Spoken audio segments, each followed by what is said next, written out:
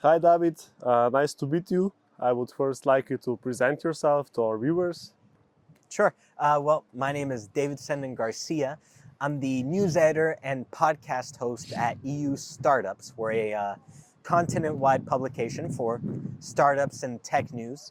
A little bit of background on me. I am a journalist by training, although nowadays I'd say I do more publication work than straight journalism. I was born in Spain, but raised in the US, hence the accent. My experience goes from national papers in Ireland, policy circles within the Embassy of Ireland in Spain, and some communications work for the European Commission as well. And now, as I said, I'm the news editor at EU Startups. Thank you so much. So, for the first thematic, we will talk about what being featured in media actually does for companies. So, the first question for you would be, when should startups approach media and journalism? So here's the thing about, I guess, journalism and news specifically. As the name implies, there has to be news, right? So although it may be very good that you have an idea, it may be very good that you have a product, maybe even a working product, we should be asking yourself, is there a news importance to my announcement? I can't tell you how many times I receive press releases saying, we've just appointed this person to our board of appointees or whatever it is, trust. That's all very good, and it may very much advance your company. But you have to ask yourself, would somebody who doesn't know about me care that this is happening? That's the question you should ask yourselves. But I do want to make clear, that shouldn't keep you from reaching out to a journalist and to putting yourself on their radar. You shouldn't expect coverage from meeting a journalist. You shouldn't expect anything else than a, hello, how are you? And thanks for reaching out. I get plenty of these messages a day, whether it's social media, my email, and I'm happy to receive them. I'm happy to kind of have them on my radar. And from there, you can kind of begin a small relationship, but you should measure the way you're reaching out to these people. Because if you're reaching out and just sending an email every week with every little new update, journalists are going to stop caring about what you're doing. But if you give them something that's news-oriented, and you should also be aware of what they cover. Me as an editor, while I focus on just about anything that's innovation-wise, tech-wise, that's happening at a European level. But maybe there's the journalist whose specific beat is on agri-tech in France or agri-tech in Europe. Figure that out. Make sure you're pitching them the right stuff. You know, don't just pitch and pray. Send it very specifically to them when it matters. So, what does being featured like benefit the company? What are like maybe some possible benefits they could like get out of it? Right.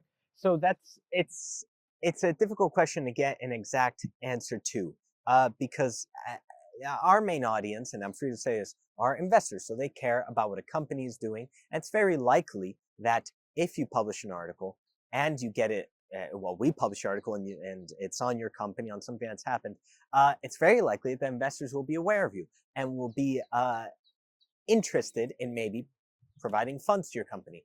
But I don't think that there is such a give and take relationship between the media and a company.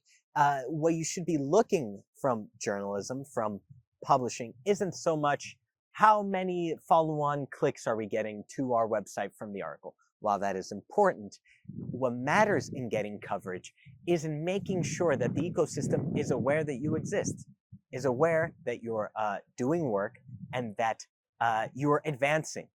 And that kind of context and awareness is really invaluable and also, unfortunately, incalculable in a lot of different ways. Thank you so much for answering the first questions. So, maybe the next good thematic would be how to get featured in the media, right? So the first question would be, how can a company choose the right media house for their stage? So you kind of answered it before a little bit, but maybe deep dive a little bit. How do you choose the right journalist? So it's a complex question, right? Especially if we're talking about European tech coverage, right? We all kind of cover the same things. We're not very niche the way other sectors are when it comes to journalism across the world. We all cover the same beats. I can say that EU Startups, our bread and butter is funding rounds and mergers and acquisitions. that is the news that we care about the most because we found that's the news that our audience cares about the most.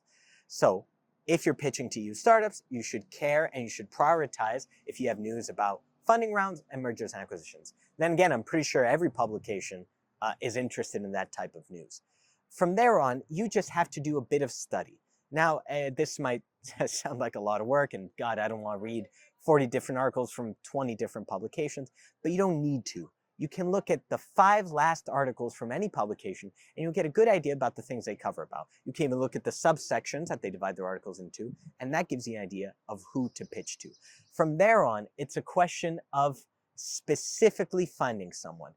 You can find the news email address that all these different publications have, and it will probably get to somebody, but you're better off finding a journalist who's covered a topic similarly. It can be a previous announcement that you've made, or it can be a startup that is working the same sector, whether it's deep tech, fintech, maybe in the same location. And this is a good way to at least make sure that the journalist stops and cares. I receive hundreds of emails a day, hundreds of emails a day. This makes it so that I really only pay attention to the stuff that I can very realistically assure myself that has to do with something that's going to interest us, that will make sure we publish it.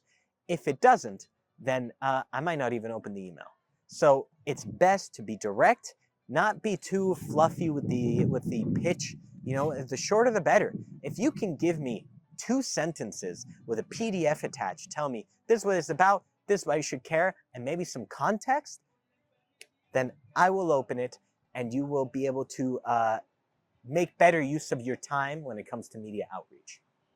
So maybe we can deep dive a little bit more on how to write that pitch and what gets you more attention. Sure. And also, how do you evaluate whether something is newsworthy? So they can also write in that way, maybe skip some ideas and like really send you the good ones.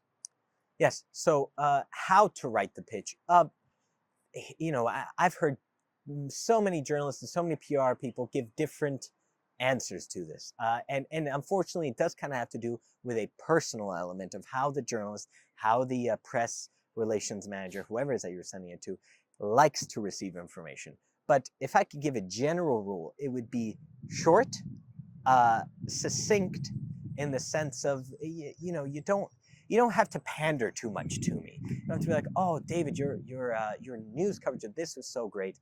No, you can just say, I have a story. It has to do with funding. This is the amount. This is that.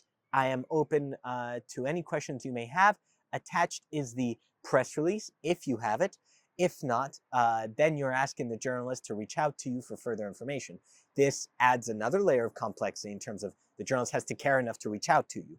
So I am always of the opinion that if you have even just a short press release to give them kind of an overall idea of what the news is, that's your best approach for it.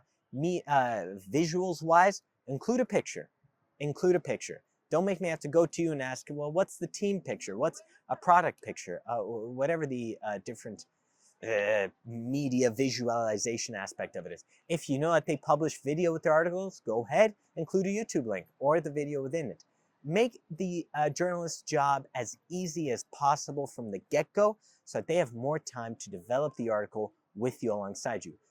Journalism, fortunately, is a very fast-paced sector. The news cycle is incredibly quick.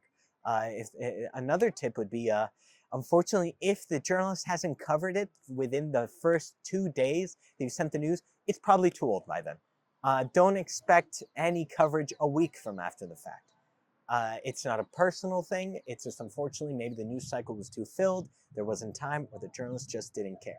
As to what makes it important, as I've said before, there is some things that are just self-evidently important. Whether it's funding, whether it's big news, the people will care to know. If you don't have something exactly like that, my best suggestion is to tie it to something that matters. So if we're talking that there's plans by the European Commission to build 40 new data centers in Spain, and you can find a way to connect your company, your news to that, but also breaking news, not news from a week ago, then that increases the chances. Because if I or one of the journalists working with me care about covering that specific thing and I can add an extra layer of context that you're providing me through your company, that's great. Everybody wins. You get some extra coverage and I get to show that I can provide more context to a situation than another publication. And for example, how do you build then these long-term relationships with journalists, and why would you even put effort into it? So building a relationship with a journalist, it's a tricky thing because what do you expect from a relationship with a journalist? Is it coverage that you're expecting from a journalist? I'm sorry to say, it's not guaranteed. It's not a given. I've talked to many PR people who have to constantly chat to us with their clients because PR people have close relationships with journalists, and their clients, startup founders, people working in companies, believe that that means that they should just get automatic coverage. That won't happen.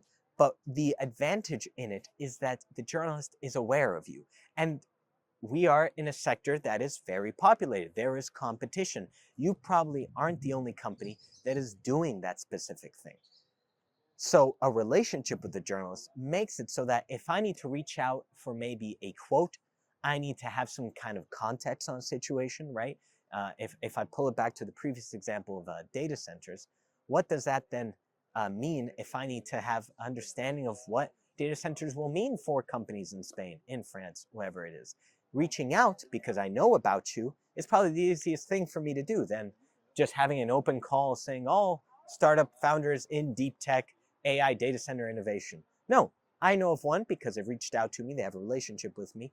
It just makes you more open to the journalist. The journalist then might even reach out if there are events which they need a panelist for, that kind of thing, because now we live in a world where all these things are connected. The journalist is no longer just a journalist. He's a content creator. He's a comms specialist. He's a moderator. So these kinds of things add to the relationship and help you to create a lasting relationship and eventually will lead to coverage. Just not such a direct thing as, oh, I'm friends with David. David will now write an article about me. Awesome. Thank you. So the next section would be how media houses actually think from the inside. So media and journaling houses and news houses. Maybe since we already covered what's the way to pitch, maybe what are the biggest mistakes that founders make when pitching, so they can avoid those, and maybe how do you make a story interesting for like EU-wide startup media? These are things are all connected, so we will pass through them again in different answers. But how you make it matter EU-wide is, as I've said before, context is important. We live in a union, right? So what affects France at a large level affects Germany at a large level. These things interconnect. Of course, startups by nature are smaller, right? So we're talking about companies that maybe have a local impact at first. That's not to say that if you understand the context of the way things are shaping, it won't matter EU-wide. But yes, you should be aware of the way things are mattering EU-wide as we work. But as I've said before, the lucky part about the European Union is that publications don't really limit themselves, at least when it comes to startups and tech, to just one country. We care about all of them because we see the impact across all of them. I think the mistakes that founders make from a journalism view is that, as I've said before, they expect a journalist to care automatically because they care. Obviously, for a founder, their company is their baby. They care so much about it. Any little thing that is an innovation, a change to them is newsworthy. But you have to step out from the shoes and not step into a journalist's shoes. We're not asking you to do that. Step into the shoes of somebody who doesn't know about you. That's how you should be looking at it. And think from your own perspective. Do I care if I'm in agri-tech? Do I care about a fintech in France? Well, I might care if it completes and is covering these specific parts. I won't care if it's these other things. Think about it like that, and that will give you a wider perspective. In more practical ways, as I've said, don't expect them to cover after a week or even less, a couple of days. By then, the news is old. We're in a fast news cycle. Don't overestimate the importance of a good PR person. I think that is necessary. And don't be cagey with the information. And this is from my own experience. I won't dare to apply to every journalist, but uh, I'm not out to, this isn't gotcha journalism, right? The journalism that I practice is the journalism that I'm interested in getting all the fact out and all the news out. So if you have the information on your funding round, how much you've raised, who helped you raise it, who invested, that's valuable information. Don't make me have to dig away at it and put more work, because the more work I have to do for this story, the more work that's taken away from other stories of equal importance when it comes to the journalist. So don't be cagey with the information, and be willing to have conversation. And I will say this, I might not be fair to people who aren't journalists, but be openly available to the journalist, because he might need you quickly and he might need you in the next hour. And maybe if he doesn't get you in the next hour, he will move on from you.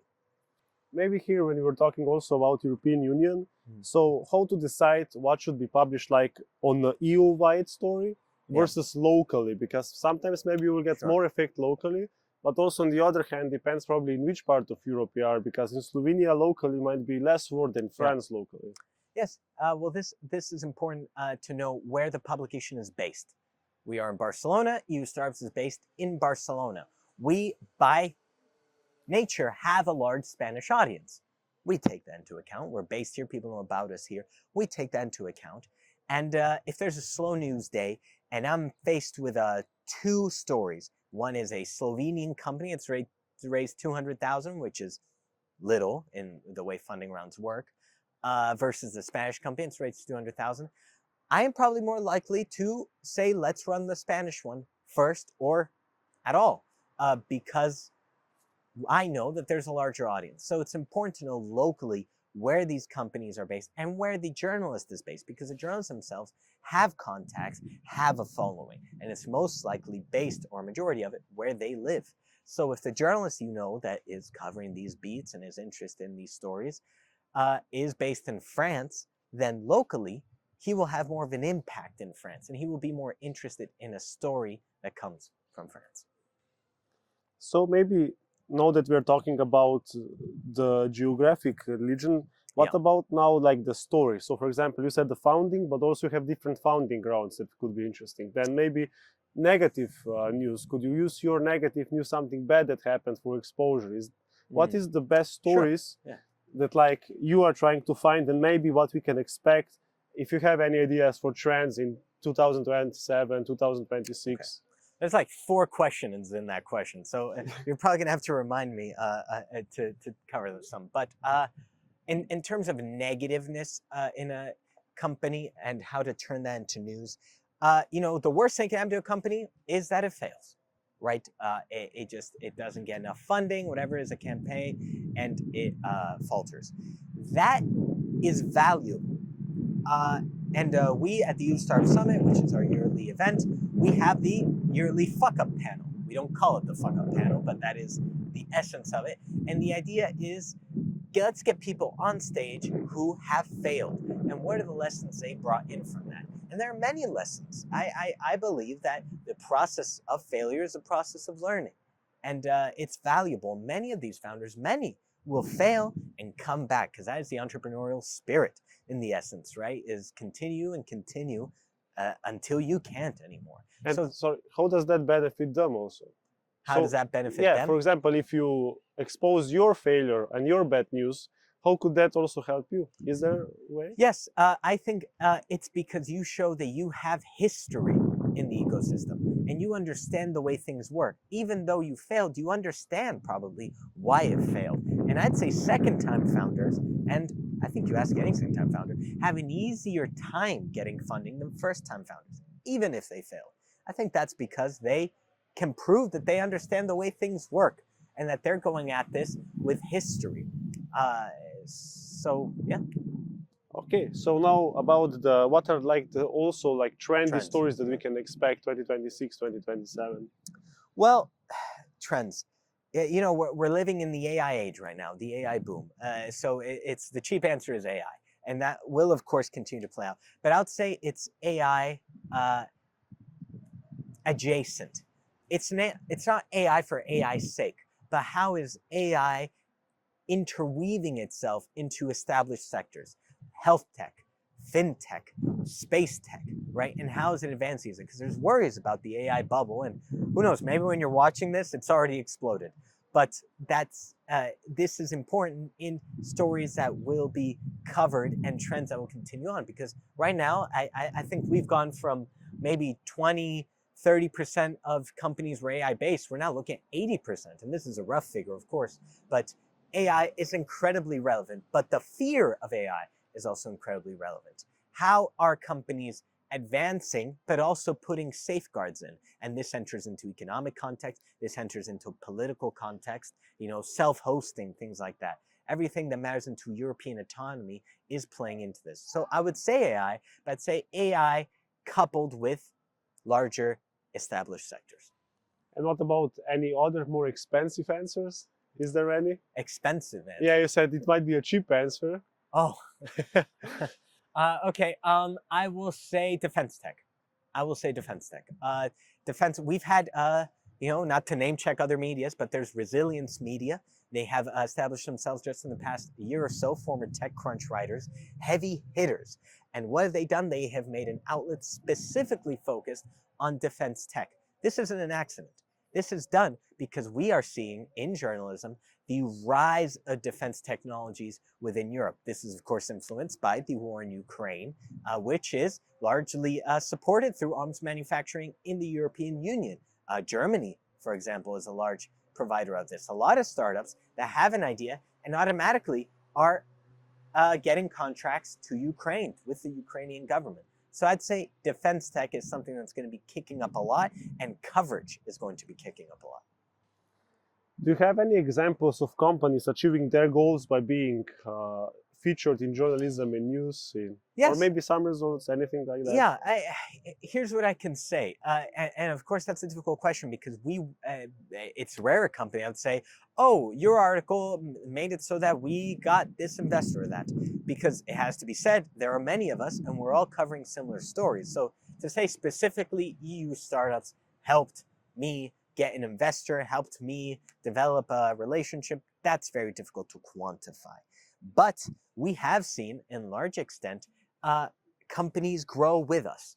And this is why it's specifically important to me that we cover the big rounds. Of course, Series C, Series D, even unicorns, yes. But it's important to cover the pre-seed, the 200K, the 300K pre-seed.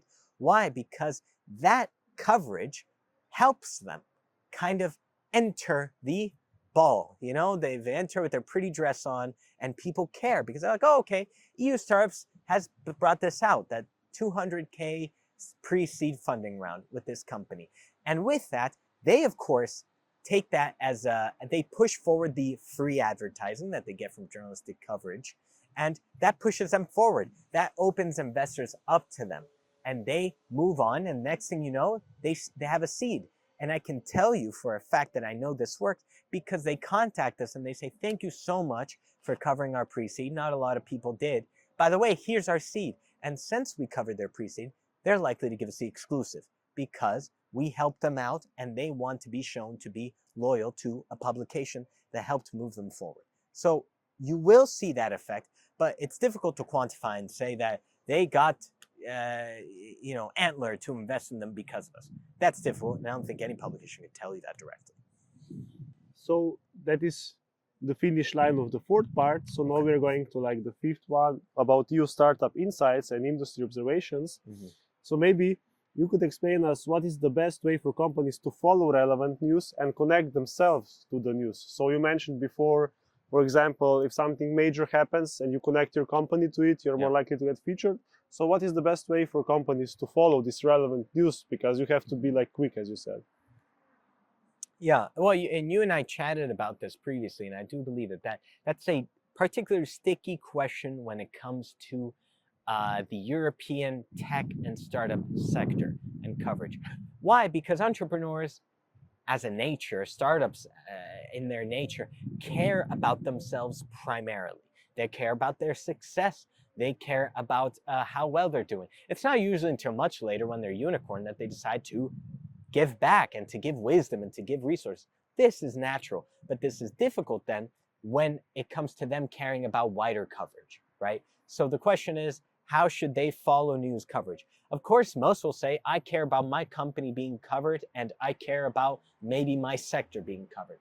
But it's important to know the wider coverage, especially now that we're entering a moment of wider policy effect. And again, who knows when you're watching this? But from where we sit now and we're recording, there's the question of EU Inc., 28th regime. This affects all of us, all sectors, all startups. It's important for you to know this. It's important for you to know this in terms of your relationship with the journalist and understanding content, but it's important for you to know this in terms of your own success. It's important for you to understand the regulation that's coming to effect. It's important for you to understand the different companies that are in the sphere of influence, that are chatting with the commission and what they think about this. How do you follow this practically? Of course, it's signing up to the newsletters, subscribing if you want on a monetary level, podcasts, this kind of work.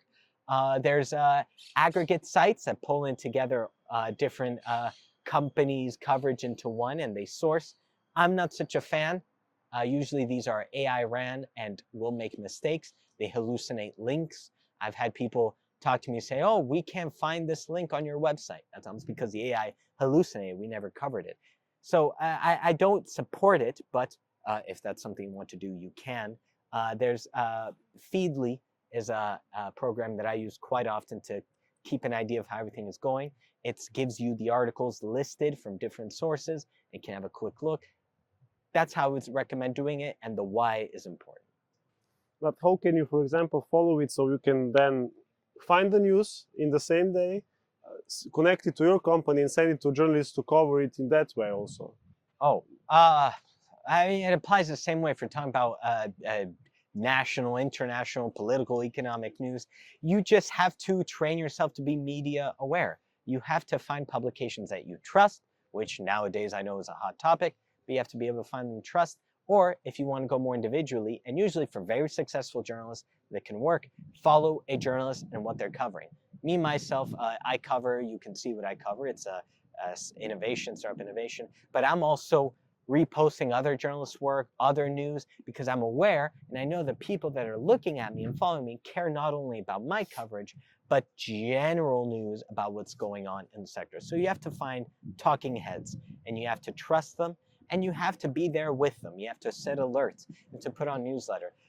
News, unfortunately, doesn't just come to you now, right? Even though it's everywhere, you have to make an effort to be aware of it. And as you do, and as you train algorithms from the many social media sites, many news sites, to understand what you care about and want, it will get easier. But it will be a conscious effort.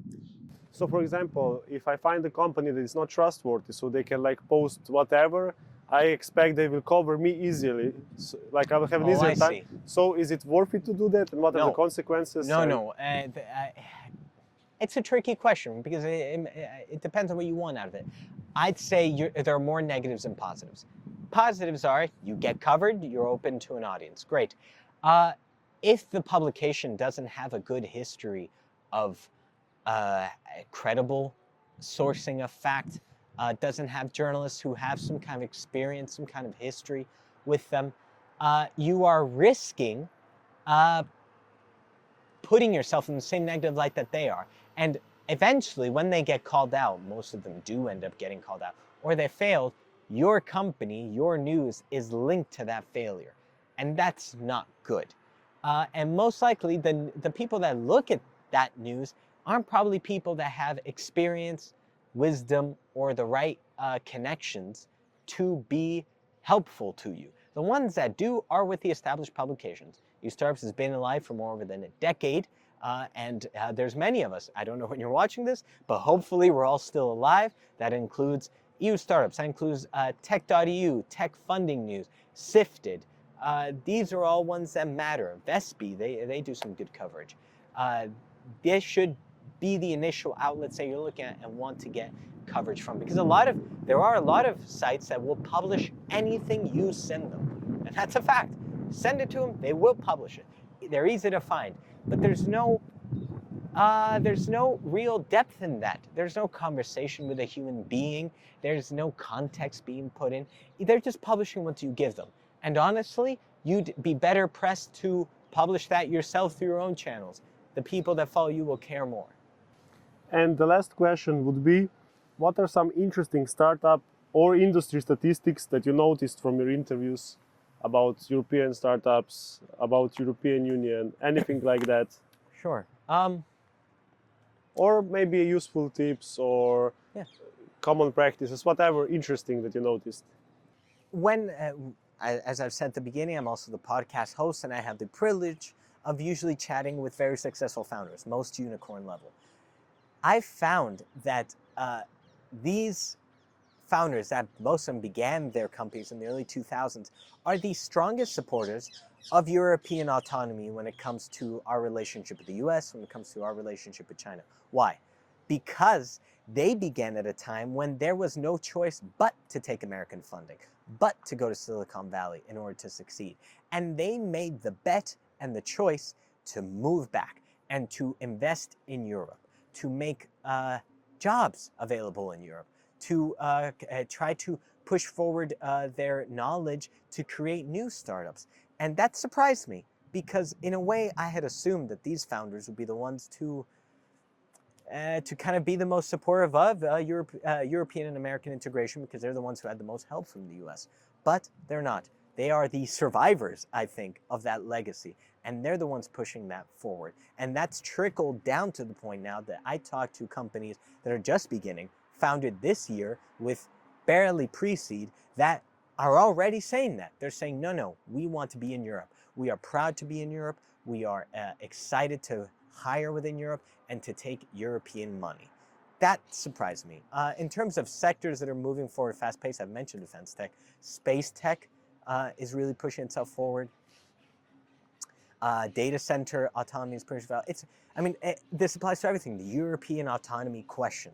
And since we found ourselves to have gaps for the political, economic situation that we find ourselves in, we found that we actually depend too much on other countries. We depend too much on resources from other countries. So that has pushed forward a real renaissance of innovation within Europe. There's so much interest, there's so much movement going on now. Whereas maybe 5 years ago, it wasn't like that. And I'm personally very excited to see where this goes. I think there's great space for growth within Europe for innovation and also within media. I hope to see many more publications arise. I hope to see many more journalists get involved. And I hope to be able to do this again 5 years from now. David, thank you so much. It was nice having you, and I hope we'll see you again soon. Thank you.